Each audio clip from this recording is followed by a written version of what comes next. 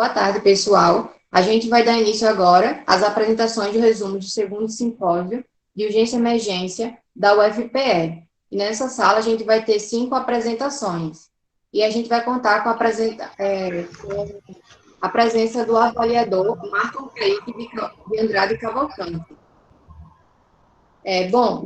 Primeiro eu vou estar me apresentando para vocês. Eu sou monitora, tá certo, aqui da sala de avaliação.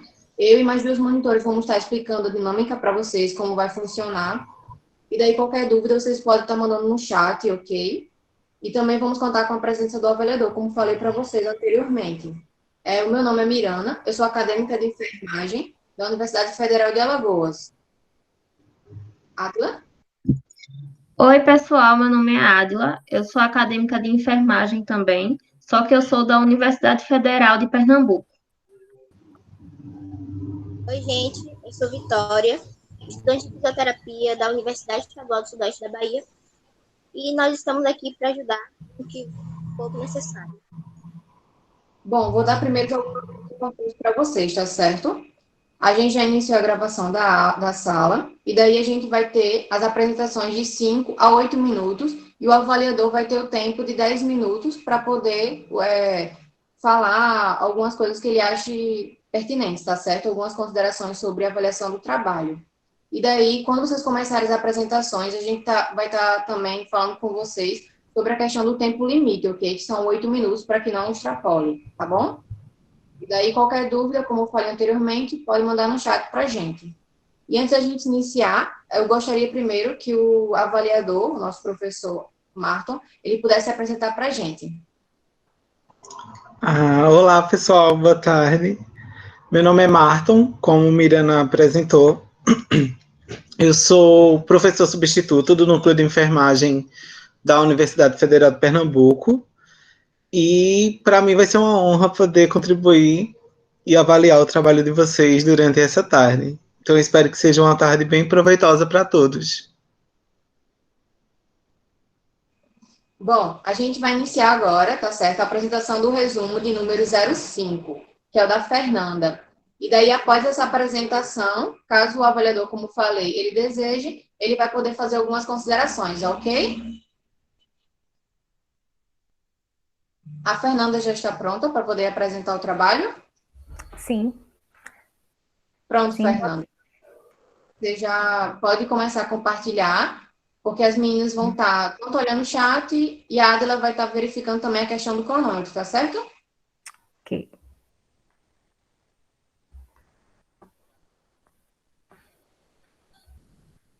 Quando você estiver pronta e já estiver com a apresentação, você avisa para a gente começar a iniciar a contagem.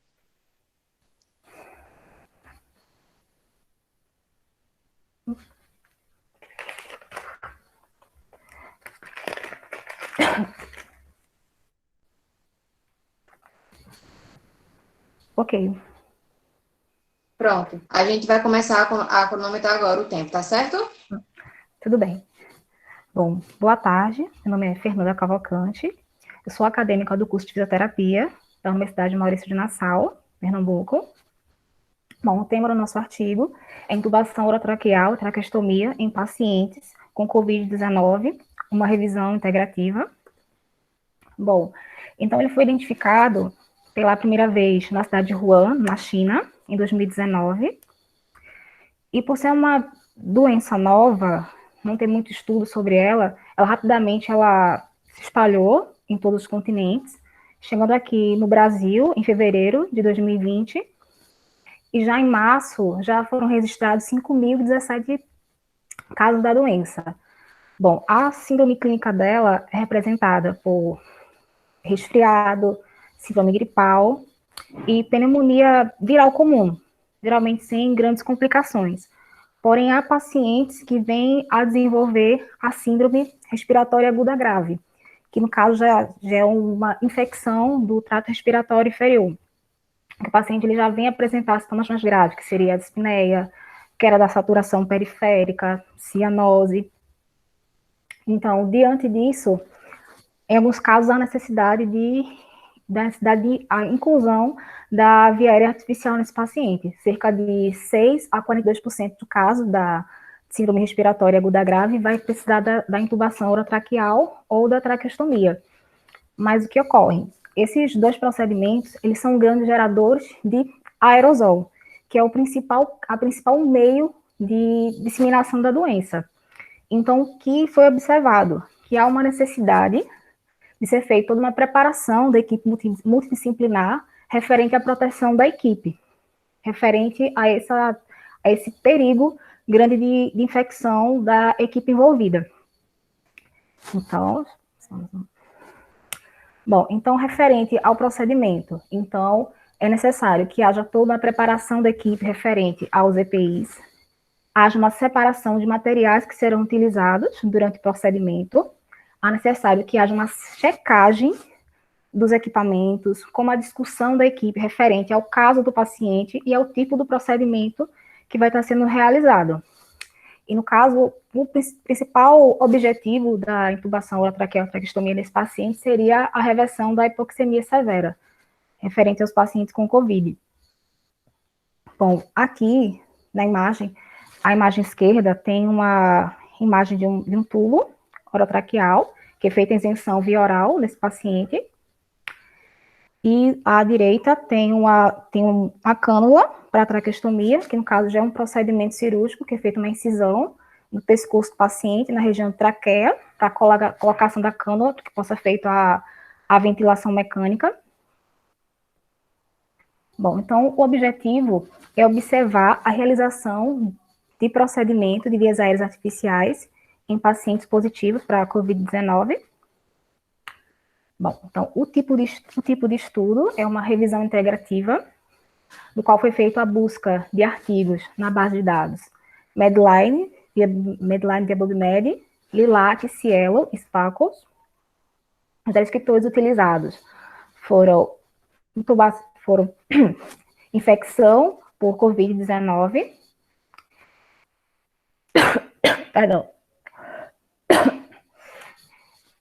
respiração aérea artificial e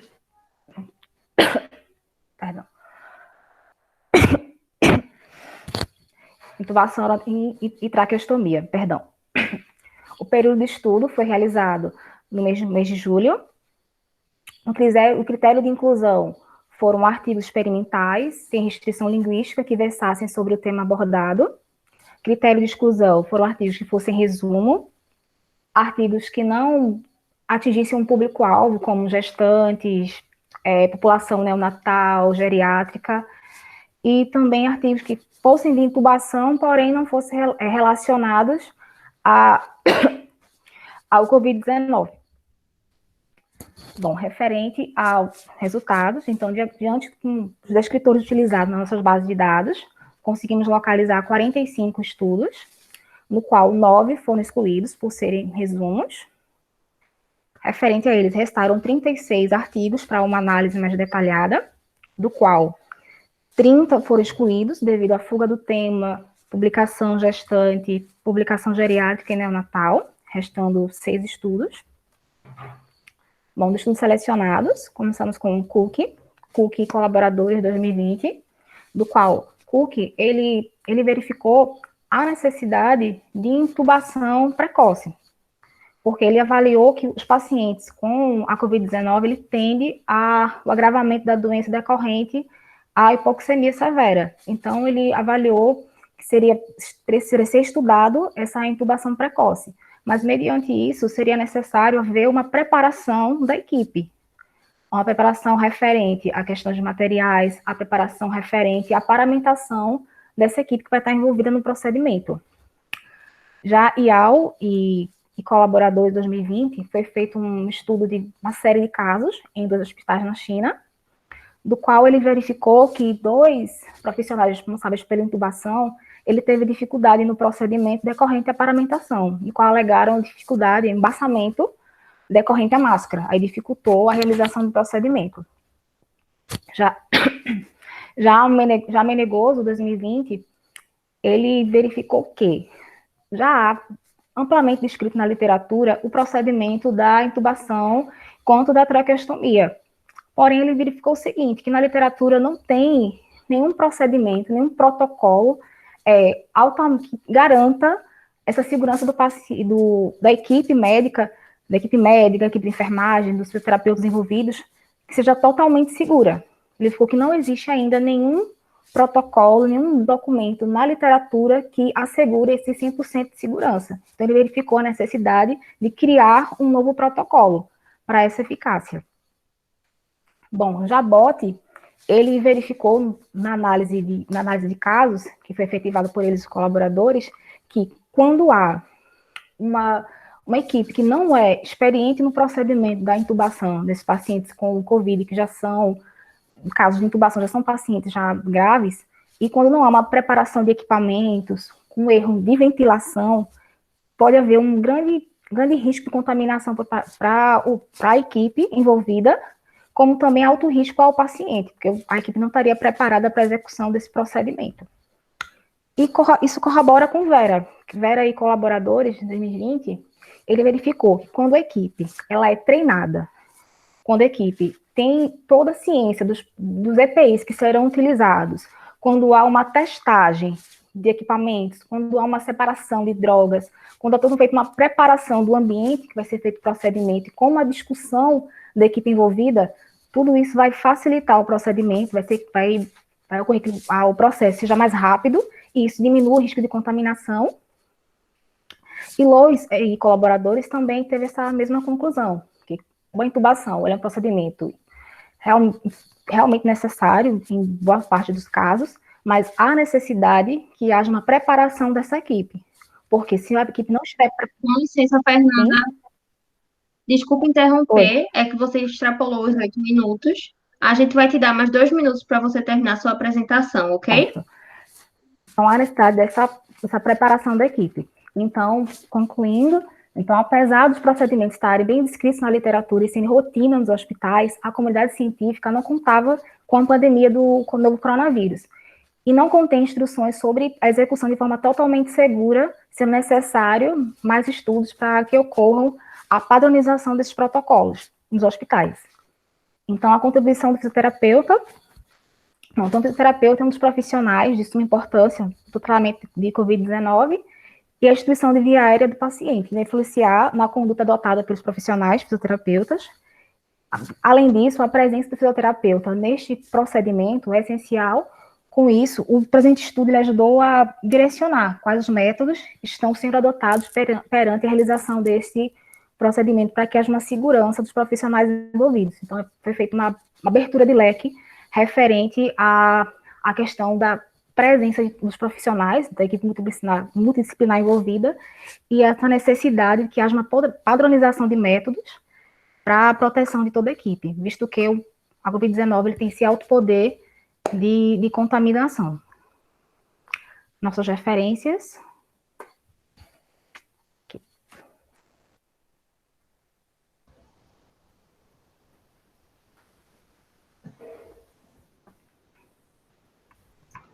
Parabéns, Fernanda. Obrigada. Desculpa. Desculpa.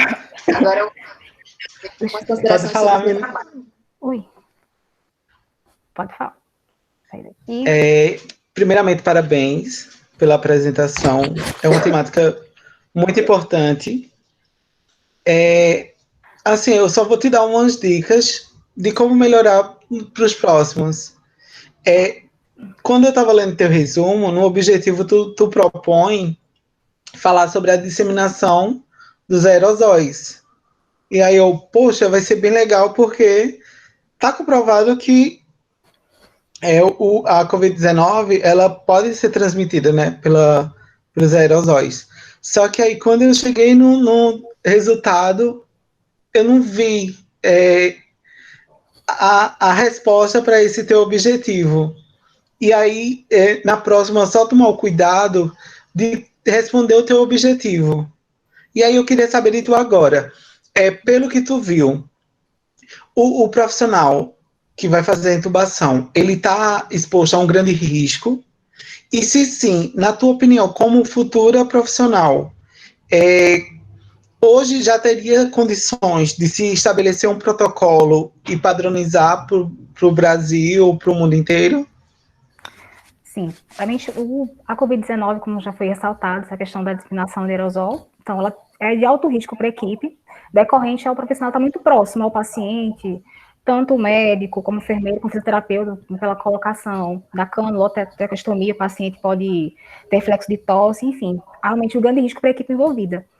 E referente à patronização, já seria assim possível, que atualmente já tem sido verificado a redução da contaminação de profissionais, porque inicialmente, em março, quando começou assim, em grande, bater muito forte aqui no Brasil a pandemia, havia um número muito maior de profissionais contaminados. Aí, quando começou-se a criar protocolos, aqui já tem, no Brasil até, já tem um protocolo já estipulado, caso queira, eu posso disponibilizar o material de vocês, posteriormente, já tem um protocolo criado, mas é um protocolo à parte. Tem alguns hospitais que têm protocolos diferentes.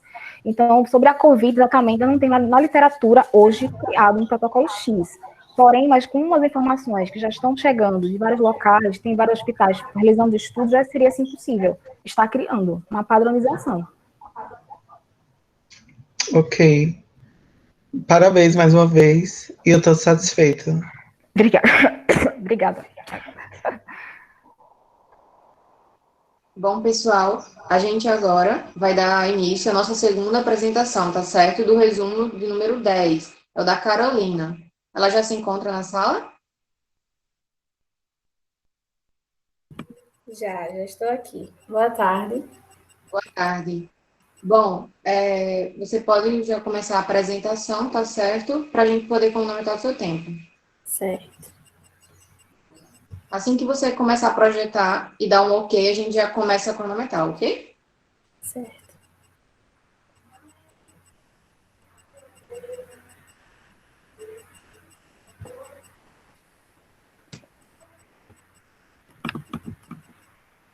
Dá para ver direitinho? Ops. Sim, dá para ver. Pronto. Podemos começar? Sim. Ok, Boa tarde. boa apresentação. Obrigada. Boa tarde, meu nome é Carolina, sou estudante de odontologia do 8º período da Universidade de Pernambuco, UPE, e hoje eu vim aqui apresentar um trabalho intitulado Intubação submentoniana para o manejo das vias aéreas em pacientes com fraturas complexas de face. As fraturas complexas de face, elas consistem nas fraturas que acometem os terços superior, médio e inferior. Normalmente são fraturas causadas por traumas de grande impacto, de grande energia, tais como acidentes automobilísticos, agressões físicas, disparos por armas de fogo. E nesses pacientes, a manutenção das vias aéreas ela se torna um desafio. Nós, profissionais da saúde, podemos abrir mão de tantos procedimentos não invasivos como invasivos. Dentre os invasivos, seriam as intubações, dentre elas diversos tipos, como orotraqueais, nasotraqueais e traqueostomia. Porém, quando elas são contraindicadas, nós temos uma técnica submentoniana como alternativa. Desse modo, esse trabalho ele tem como objetivo realizar uma revisão bibliográfica justamente sobre esse tipo de intubação submentoniana, que é a submentoniana, para o manejo das vias aéreas em pacientes com fraturas complexas de face. Nesse trabalho foi feito um cruzamento dos descritores, emergências, intubação, traumatismos faciais. Foram selecionados artigos de 2015 até 2020, nas bases de dados Cielo, Lilacs, Scopus e Medline, nos idiomas português, inglês e espanhol. Como eu falei, a manutenção dessas vias aéreas nesses pacientes é um grande desafio. Existem os tipos de intubação e suas derivações. Na intubação, quando a gente opta por fazer uma intubação, a nossa primeira escolha seria a orotraqueal. Porém, nesses pacientes em que precisam fazer um bloqueio maxilomandibular, a intubação orotraqueal ela se torna contraindicada. A literatura fala que quando a orotraqueal ela é contraindicada, nossa segunda melhor opção seria a nasotraqueal. Só que normalmente nesses pacientes com trauma de face, fraturas complexas, principalmente acometem o terço médio, por ser uma região muito proeminente, ela é logo afetada, e os fragmentos ósseos impedem a passagem do tubo. Ainda mais quando há fratura na base de crânio, há o risco do tubo ser inserido na fossa craniana, contraindicando essa técnica. Restando a traqueostomia, nos casos em que o paciente venha a passar muito tempo com a intubação, acima de 72 horas, porém é uma técnica considerada muito invasiva, nos casos que não venha a passar tanto, o paciente não precisa passar tanto tempo assim. Então, como alternativa, nós temos a técnica da intubação submentoniana.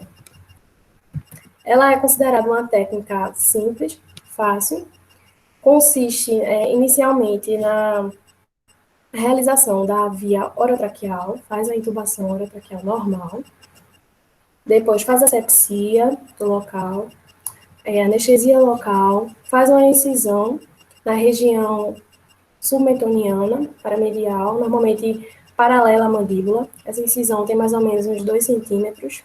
É feita a divulsão dos tecidos, passam a pinça hemostática, como na figura D, pega o tubo e faz justamente o transpasse nesse túnel que foi criado e traz o tubo para a região externa, na região submentoniana. Esse tubo é conectado à ventilação e é fixado com sutura, como na figura H. Essa técnica é bastante vantajosa por ser, principalmente, curto tempo, normalmente de 4 a 30 minutos, tendo uma média de 9,9 minutos, dependendo da experiência do profissional que está realizando. São utilizados materiais básicos, fio de sutura, lâmina de bisturi, e ela é facilmente revertida para intubação orotraqueal, assim que o bloqueio baxilomandibular for retirado. Com isso, esse tipo de intubação, a intubação submentoniana, ela é considerada uma técnica rápida, simples e com poucas complicações, mas que exige conhecimento apurado dos profissionais, principalmente de anatomia, para preservar regiões nobres, e é considerada segura e eficaz nesses pacientes com esse tipo de fratura complexa de face. Aqui estão só as nossas referências utilizadas. Muito obrigada.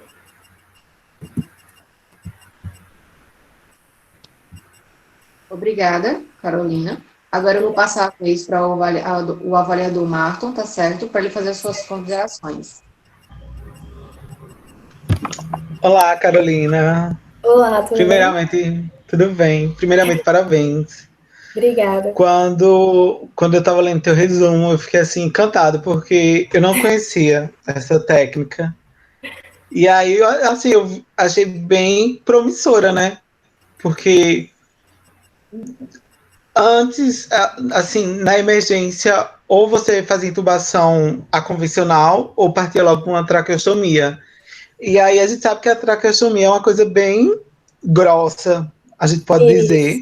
Bem invasiva. E que quando é evitada, para o paciente, perfeito. Exato. E aí eu queria saber mais um pouco de tu. Tem alguma contraindicação dessa técnica que tu apresentou? Outra coisa. Responde, porque aí depois eu pergunto. Certo. Pode. Na verdade, ela é contraindicada nos casos que precisam desse tipo de ventilação acima de 72 horas, pelo risco de infecção, tudo mais. Mas são complicações menores, pouquíssimas. Mas aí a gente já prefere fazer a intubação a traque mesmo, traqueostomia. E aí, no caso, o paciente, se ele precisar ficar 7 dias entubado, então essa técnica não é indicada. Aí já faz a traqueostomia mesmo. Entendi. E outra, por exemplo, numa emergência, eu tenho as condições adequadas para se realizar essa técnica, ou ela precisa ser em bloco cirúrgico, precisa de um lugar mais sofisticado, digamos assim? Pode ser realizado na emergência mesmo, tranquilamente. De preferência pelo profissional especializado. No caso, seria o cirurgião buco, né? O buco. Isso, mas na emergência pode ser realizado inclusive pelo pessoal da enfermagem, tendo conhecimento anatômico dessa região e mantendo sempre os instrumentos paralelos sempre ao osso para evitar estruturas nobres, lesão de nervos, nervo lingual. E aí, no caso, para ter uma garantia de que se fez uma técnica adequada, precisa de algum exame radiológico, ultrassonografia? Normalmente, ausculta mesmo. A ausculta. É normal. Porque então, da mesma forma que a gente... Na região posterior... Da mesma forma que a gente faz... Pode falar. Da mesma forma que a gente faz o teste, quais sondas, também se faz com essa técnica? Seria esse... Se eu não me engano, sim, também. É porque eu estagio no Hospital da Restauração. E lá faz pela ausculta mesmo. Porque na região posterior é da mesma forma da orotraqueal, tanto que ela pode ser revertida. A diferença seria a via de entrada, digamos assim, que seria na região submetoniana, porque na região maxilo, né, maxilomandibular, está com bloqueio.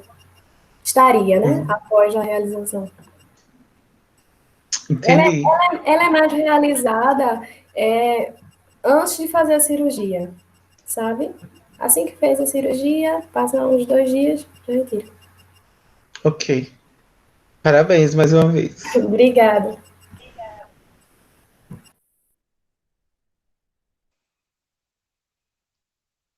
Bom, gente, obrigada. Obrigada, Camila. Agora a gente vai para o... Eita, perdão, obrigada, Carolina. Agora a gente vai para o resumo de número 08, tá certo? Que é o da Camila. Ela já está presente? Estou presente, sim. Boa tarde, Camila. Boa tarde a todos. Já pode começar. Já tá. Ok, vou projetar.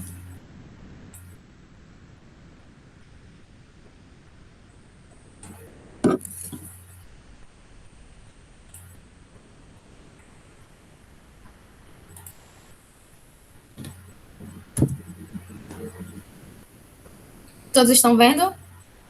Sim, sim. Dá para ver. Pronto, quando você der ok, a gente já começa a cronometrar o tempo, tá certo? Ok, então vamos começar. Meu nome é Camila, eu sou cirurgiã dentista, formada pela Universidade Federal de Pernambuco, e hoje irei apresentar sobre o manejo de vias aéreas em trauma maxilofaciais durante esse período de pandemia de Covid-19. Traumatismos maxilofaciais, eles são traumas bastante comuns, principalmente em centros urbanos. Geralmente eles estão associados a fatores como acidentes automobilísticos e também de violência.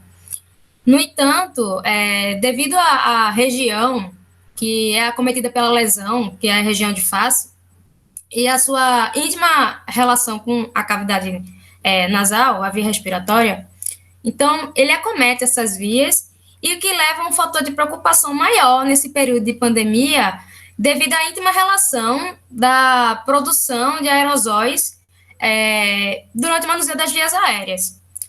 Diante disso, o nosso trabalho visou analisar na literatura alternativas seguras para ser realizado o manuseio das vias aéreas pela equipe médica de emergência.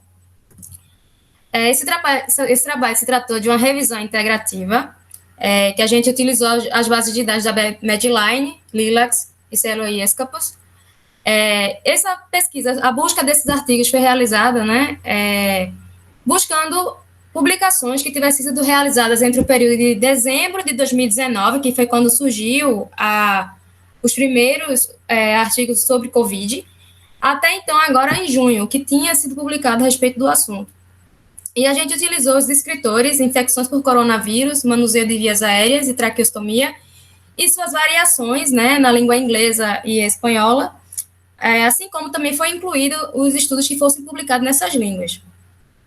Todos os artigos eles foram analisados em busca daqueles que respondessem a nossa pergunta norteadora, e eles foram colocados em formulário próprio e analisados quanto ao nível de evidência desses estudos. Inicialmente, a gente encontrou ainda uma baixa produção a respeito do tema, a gente encontrou 30 artigos só, e a gente finalizou somente com 3, incluídos, que realmente estava adequado a atender todos os critérios da gente, que apesar de ter abrangido tudo, a gente não ter limitado quanto a gente realmente quis buscar tudo que tinha a respeito do tema, né? A gente encontrou um baixo nível de evidência, a maior parte do que a gente encontrou era opiniões de especialistas sobre o tema, que isso reflete de requerer mais estudos sobre o tema. E, de maneira geral, quais foram as alternativas que foram dadas como viáveis para fazer o manejo de traumas maxilofaciais nesse período? De maneira geral, tem que se dar preferência à intubação orotraqueal, que foi tratada pelos autores. No entanto, tem aquela questão que, geralmente, em traumas maxilofaciais, geralmente se dá preferência para a intubação nasotraqueal, devido ao local mesmo, né? E questão de bloqueio da região do cavidade oral. Mas, no entanto, nem sempre ela é viável, requerendo alternativas. E no caso da nasotraqueal, se torna um risco maior devido à produção de aerosóis, justamente por ser relacionado à cavidade nasal, o que comprometeria um risco maior à equipe.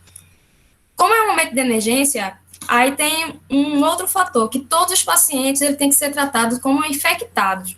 Afinal de contas, a gente não vai ter como saber se aquele paciente está infectado ou não pela COVID, e a gente ainda não tem um teste extremamente rápido que saia na hora o resultado para a gente saber qual é a situação atual daquele paciente. Além disso, a gente tem que fazer uso de EPIs adequados, né, para a gente não somente não se contaminar, não contaminar a equipe, como também manter o paciente de forma segura. E, em caso de realmente de ir para algo mais invasivo, como fazer uma intubação, para manter aquela via aérea, a gente tem que seguir um protocolo C, ou seja, ser seguro, exato e rápido. Então, para isso, a gente tem que ter, além da redução da equipe, que vai ser necessária, tem que ter um profissional que ele seja mais habilidoso, ele tenha maior experiência para realizar essa intubação, para diminuir justamente a produção de aerossóis que vai ser produzido por aquele paciente. Mas, no entanto, principalmente como em casos de fraturas panfaciais, ou se não, fraturas oronasal etimoidal, ou se não até mesmo lesões que sejam anteriores de base de crânio e que também tenha lesões junto com fratura de mandíbula, esse tipo de intubação não vai ser indicado, tanto a orotraqueal, e a nasotraqueal já tinha sido removida, né, como opção. Então, muitas vezes a gente tem que usar algo invasivo, como a traqueostomia. No entanto, né, a gente tem que realmente avaliar aquela necessidade, se realmente vai ser necessário, se não existem técnicas alternativas, e que realmente a equipe saiba manusear, que ainda tem essa questão, e, se possível, se for um procedimento eletivo, tentar postergar até ser feita a confirmação prévia de que aquele paciente tenha COVID ou não. Então, diante disso, a gente pode concluir que o trauma maxilofacial em si, ele já é um fator um desafio para a manutenção de vias aéreas, né, devido à complexidade das lesões. E, no momento atual, a gente tem que ter uma atenção com a produção de aerossóis. Então, isso vai depender bastante de uma integração entre a equipe, além da experiência de quem vai estar na equipe de emergência, no momento de executar a intubação, dando preferência para a orotraqueal, mas em caso de inexistência, mesmo fazendo outro tipo de procedimento, ela tem que, de preferência, ser rápida, segura e exata. E é isso.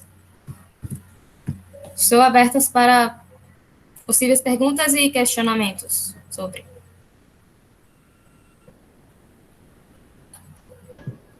Obrigada, Camila. Eu vou passar a vez agora para o avaliador. Marta, você está certo? Olá, Camila. Olá. Boa tarde. Primeiramente, parabéns pela apresentação, foi excelente. E aí, aquilo, é tudo muito novo. Então, assim, achar 30 artigos com essa temática, para mim, já foi muito. Não é verdade? E, assim, eles eram sobre a temática, mas, assim, a maioria eram repetindo, eram opiniões de especialistas. Era como o hospital estava se portando diante daquilo, eram protocolos, não era nem... e nem era nem tão voltados para realmente a trauma de face. A maioria estava voltados àqueles pacientes que iam chegar no hospital com Covid-19. Então, a gente notou que realmente a preocupação com aquele paciente politraumatizado, aquele paciente que vai ter trauma de face, que a gente sabe que o foco agora é quem está doente, né? Mas não acabou de pessoas caírem, de acidentes e outras coisas mais. E o foco não está voltado para esse tipo de temática, né? E aí, eu queria saber de tu, na tua opinião, qual o principal desafio hoje, em meio à pandemia, da equipe de emergência? E assim, como é que tu enxerga essa preocupação por parte da equipe dessa questão do paciente ter ou não ter a Covid? Bem, eu acho o seguinte, só assim, embora eu não tenha comentado sobre isso no trabalho, isso é algo rápido, né? A gente tem que ser cirúrgico bem no ponto, É mas assim, verdade. né, teve um trabalho de um buco, publicado agora recentemente, que ele falou a respeito do principal problema, que os profissionais, eles estão com justamente aquele problema daqueles EPIs adequados para realizar o procedimento. Então, eu acho que isso é um fator, um desafio, porque você querer fazer a manutenção adequada da vias aéreas do seu paciente e você ter aquele risco de se contaminar porque você não tem o material adequado sendo disponibilizado, seja por falta daquele material que está em falta realmente, né, de EPI, ou porque o hospital não dispõe de alguma forma, aí eu acho que isso é o principal desafio, porque você vai ter aquele fator psicológico de dizer assim, eu não estou me protegendo de forma adequada, e como é que eu vou fazer aquela manutenção também, como é que eu vou tratar bem o meu paciente? Acho que esse é o principal desafio, assim, o psicológico, né? E eu não tenho material, e aí vem aquele combo, juntando tudo, né? Acho que esse é o principal desafio, não é nem em si como fazer o procedimento, porque se tiver o procedimento, claro que vai ser feito, né? Que eu achei bem interessante esse estudo desse colega, eu não lembro qual era o nome do autor, mas ele falava sobre isso. A falta do material, além disso, né, essa questão da limitação por psicológico. E a segunda pergunta, eu não lembro qual foi. Pode repetir, por favor? Posso. É essa perspectiva de separar paciente que tem e que não tem Covid. Tu acha que na emergência, que é sempre ligado tudo no 220, sempre tudo muito agitado, tu acha que tem condições de se ter essa divisão, de se ter esse controle? Bem, eu acredito que não tenha como. Apesar de eu não trabalhar no serviço de... Eu não acredito que não tenha como, porque justamente é a questão de ser tudo muito rápido, ser tudo muito fluido. Então, se você vai tratar um paciente como se ele tivesse infectado, então eu vejo assim, não importa se ele está infectado ou não naquele momento que eu for tratar. Agora, claro, para eu fazer a manutenção dele naquele hospital, eu preciso ter um cuidado maior para justamente não realizar propagação e dele não ser um vetor de propagação para os outros pacientes. Né? Então, se eu seguir realmente os protocolos de como manusear, tratando ele como infectado, eu acredito que isso já ajuda a diminuir, entendeu? Independente dele estar infectado ou não. Já é um fator de biossegurança que vai contribuir para o fator geral do serviço de emergência em geral. Isso, perfeito. Estou satisfeito. Parabéns mais uma vez. Obrigada. E sucesso. Obrigada. Bom, obrigada, Camila, pela apresentação. A gente vai dar agora continuidade, tá certo? Ao nosso quarto trabalho a ser apresentado, que é o da Lara, de número 162. A Lara já se encontra na sala? Sim, sim. Vou compartilhar, né, a tela. Só um minutinho. Isso.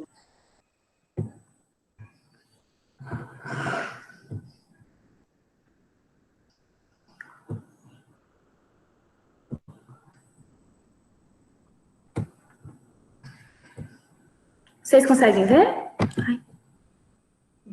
Ainda não está aparecendo. Agora apareceu. Apareceu? Isso, agora apareceu.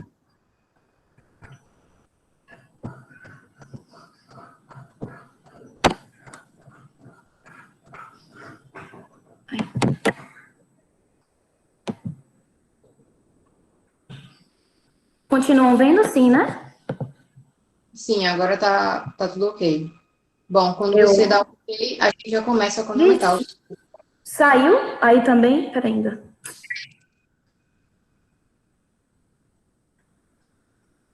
sei o que é isso.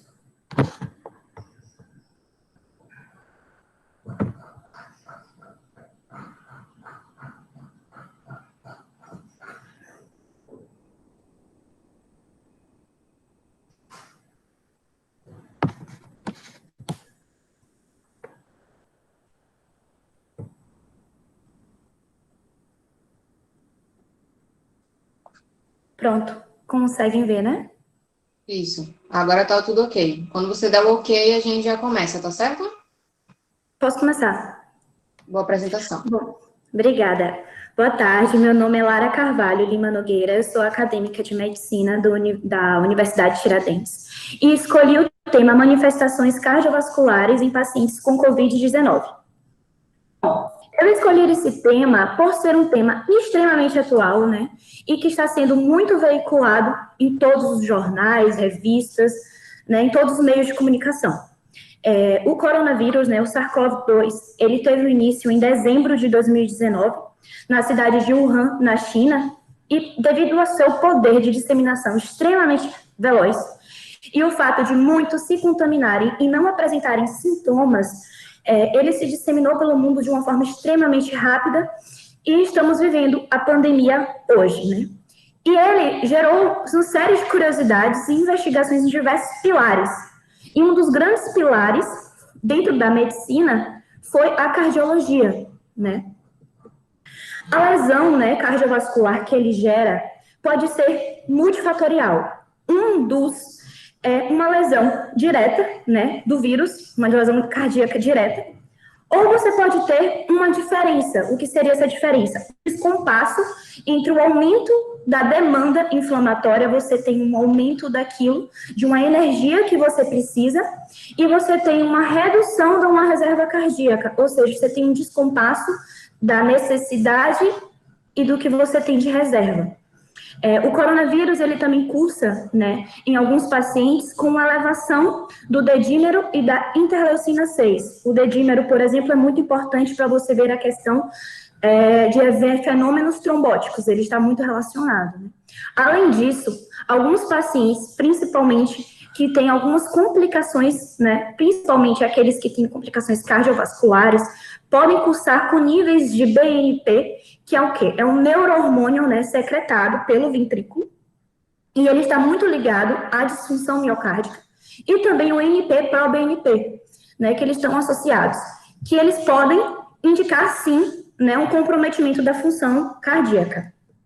O meu objetivo com esse trabalho foi analisar quais são essas principais manifestações cardíacas, né, em pacientes portadores da Covid-19. O método que eu utilizei foi uma revisão integrativa, né, com base de dados na Medline, Lilac, Scopus, Cielo e PubMed. Utilizei como descritores coronavírus, cardiologia, prognóstico e miocárdio no idioma inglês e português e todos os artigos em sua totalidade do ano de 2020. Como resultado, obtive 111 artigos, dos quais 11 se encaixavam na didática requerida, né, na didática em que eu queria chegar. As complicações, né, decorrentes da Covid-19 cardiovasculares, a grande maioria são as arritmias, injúrias miocárdicas, miocardites, insuficiência cardíaca e choque. E todas elas estão muito associadas a um valor elevado de troponina. O que seria essa troponina? É justamente um complexo proteico que ele é responsável pela contração do músculo cardíaco. Então, elas se encontram muitos casos, né, elevados em pacientes que têm complicações cardiovasculares. Aqui é uma ilustração que eu achei bem didática da lesão do miocárdio. Aqui consegue ver a toxicidade viral direta nos cardiomiócitos, lesão do miocárdio, a coagulação intravascular disseminada, a CIVD, que é causada, que o coronavírus causa, né, que gera uma disfunção microvascular, e você tem também a questão da demanda metabólica elevada devido à inflamação disseminada, e você tem uma incompatibilidade com a reserva no coração. Bom, as arritmias malignas também é uma complicação bem prevalente devido à Covid-19, e ela cursa também com uma elevação bem significativa dessa troponina, né, que é um marcador da disfunção, né, miocárdica. E ela ocorre, principalmente essa elevação, em pacientes que são fatores de riscos cardiovasculares e portadores de doenças crônicas. E o que chama a atenção é justamente que são justamente os fatores de riscos para a Covid-19. Então, pessoas com idade avançada, sobrepeso ou hipertensão e diabetes, elas têm um maior risco de desenvolver problemas cardiovasculares e cursarem com níveis de troponina elevado.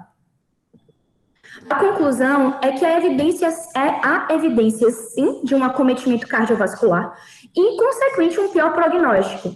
O que os profissionais de saúde como um todo devem se ater é uma maior atenção ao paciente, a qualquer sinal ou queixa clínica que pode dar indício de um pior prognóstico. Por exemplo, uma palpitação, um ritmo anormal do coração, dor no peito. E quanto mais precoce se ter, né, a descoberta, melhor o prognóstico e a evolução clínica daquele paciente. Novas pesquisas demonstram que, a fim de reduzir o risco dessa lesão aguda no miocárdio, a detecção de níveis de troponina já estão sendo utilizadas na avaliação clínica em pacientes moderado a grave, porque em pacientes leves, elas não vão se encontrar alteradas. Então, em pacientes moderado a grave, já na admissão hospitalar, alguns centros já estão contextualizando esse nível, né, de troponina para averiguar se tem já algum tipo de lesão no coração. E não só na admissão, mas você ter uma análise, né, enquanto o paciente estiver internado ou se já tiver alguma deteriorização clínica também.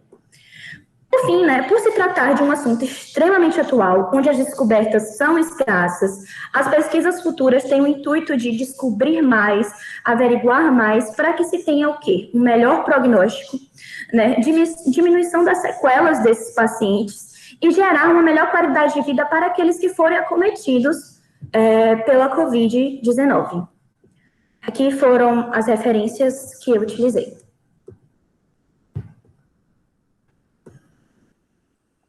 Obrigada, Lara, pela apresentação. A gente vou chamar agora o avaliador Martin, tá certo? Certo. Olá, Lara. Boa tarde. Olá. Boa tarde. Parabéns pela apresentação. Foi bastante produtiva. E aí eu só queria assim, conversar um pouquinho contigo sobre essa abordagem cardiológica na COVID, né? Tá aparecendo muita coisa atualmente. Então, comprometimento gastrointestinal, comprometimento cardíaco, até do sistema nervoso central também já tem algumas indicações. E aí a gente sabe que nos próximos 10 anos a gente ainda vai estar descobrindo coisa nova sobre o vírus. Tu achas que a utilização de alguns marcadores que tu falou, a IL-6, o D-dímero, poderia ser usado como um biomarcador para avaliar o prognóstico do paciente, para poder classificar ele a uma forma grave, média ou leve? Ou então, se nenhum desses serve para monitorar o paciente, o que é que tu acharia que podia ser usado para vigiar esse paciente? Então, como eu falei, as descobertas são muito escassas, né, atualmente. E esses marcadores não são específicos. Por exemplo, você tem uma elevação de D-dímero, você tem uma elevação da interleucina 6, ele não vai ser específico para uma disfunção, por exemplo, no miocárdio. Então, o que é que se faz? Por exemplo, a troponina, que foi o que eu utilizei, que é um biomarcador e que está se utilizando.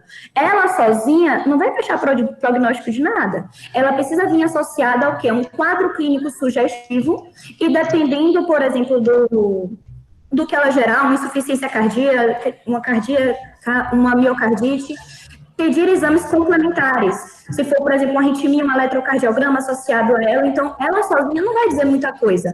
Mas os conhecimentos são muito escassos. Pode ser que daqui a 10 anos, sim, exista um exame que você faça e que seja algo que dite a gravidade daquilo.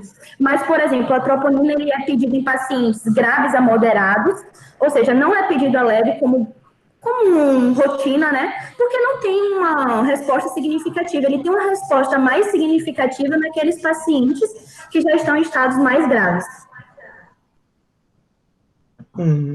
E eu acho que foi até uma pesquisadora da USP, se eu não me engano, foi que ela sugeriu que o tratamento fosse utilizado semelhante a paciente que tem trombose. Não, utilizar anticoagulantes para o tratamento.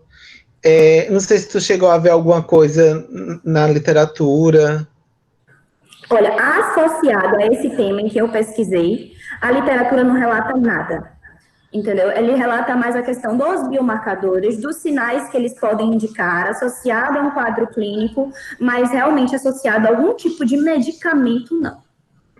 Certamente, se você tem algum problema cardíaco específico, você vai tratar aquele problema cardíaco específico, entendeu? Mas não tem um remédio que, né?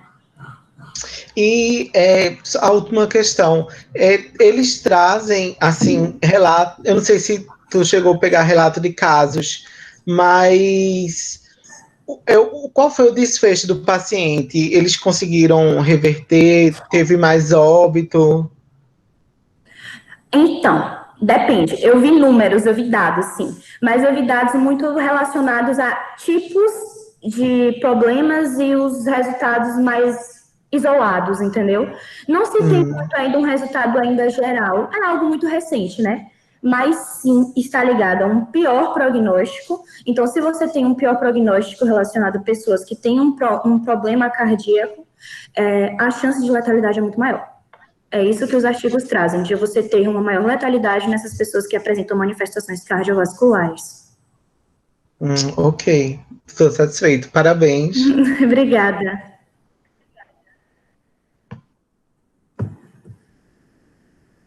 Obrigada, Lara, pela apresentação. A gente vai dar agora início à nossa última palestra do dia, que é de número 123, da Fernanda Rodrigues. Ela se encontra na sala? Oi, me encontro sim. Boa tarde. Boa tarde, Fernanda. Pode projetar.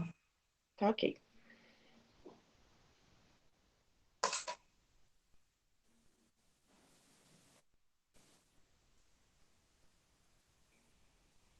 Tá dando para todo mundo ver? Agora sim. Tá, né?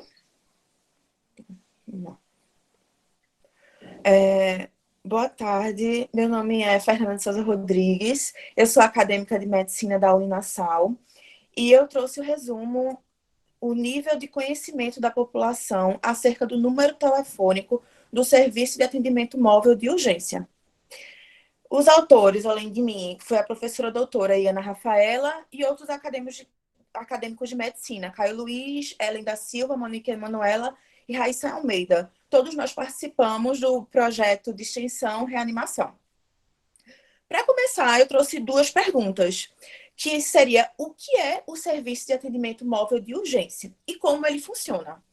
O Serviço Móvel de Urgência é um serviço gratuito que funciona 24 horas por dia, por meio da prestação de orientação e do envio de veículos tripulados por uma equipe capacitada. E ele é acessado através do número 192.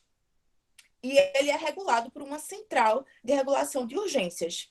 Além disso, ele tem como objetivo chegar precocemente à vítima, após ter ocorrido alguma situação de urgência ou emergência, em que possa haver sofrimento, sequela ou até mesmo o óbito.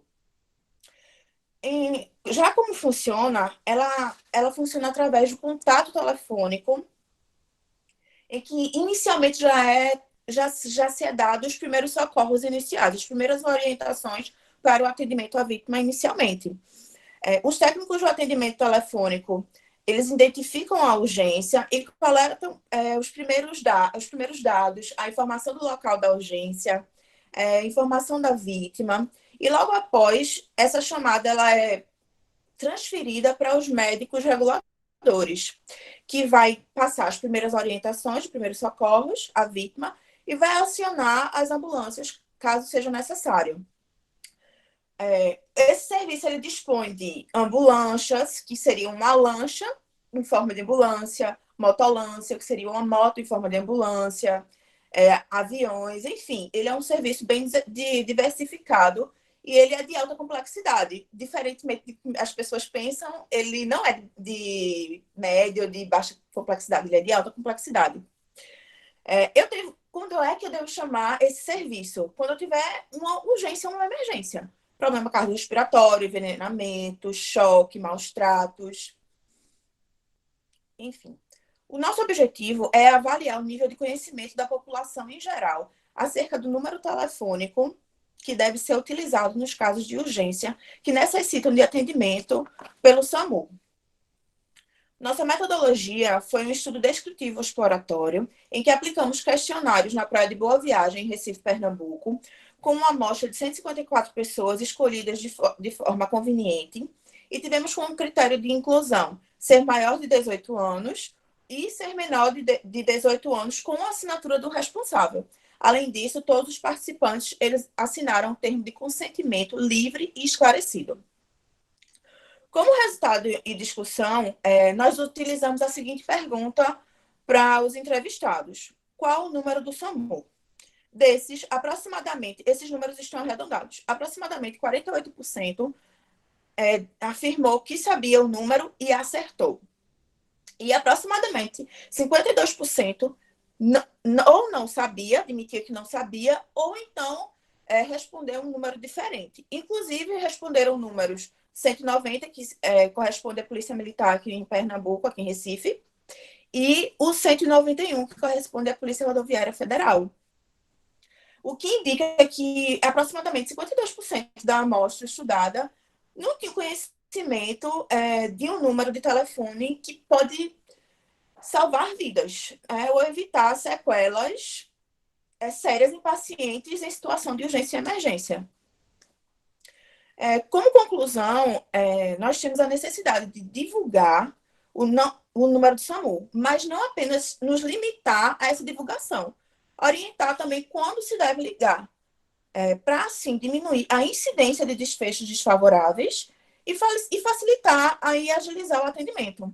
Além disso, nós analisamos que como contribuição para o nosso conhecimento como profissional, como estudante acadêmico, foi a oportunidade de conversar e disseminar esse conhecimento do número do 192 e a necessidade de quando entrar em contato com a equipe do SAMU ou não, para essa população que a gente conversou. E foi bem enriquecedor, porque aí nós pudemos perceber que nem todo mundo sabe e percebemos o quão é importante essa disseminação. Nossa bibliografia. Muito obrigada.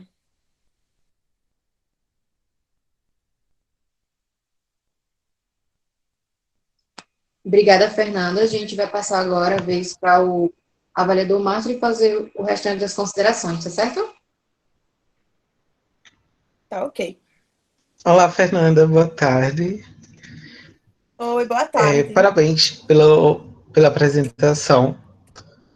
Foi bem interessante. Obrigada. Porque fazem 16 anos que o SAMU está instalado no Brasil, então desde 2004 que o Brasil conta.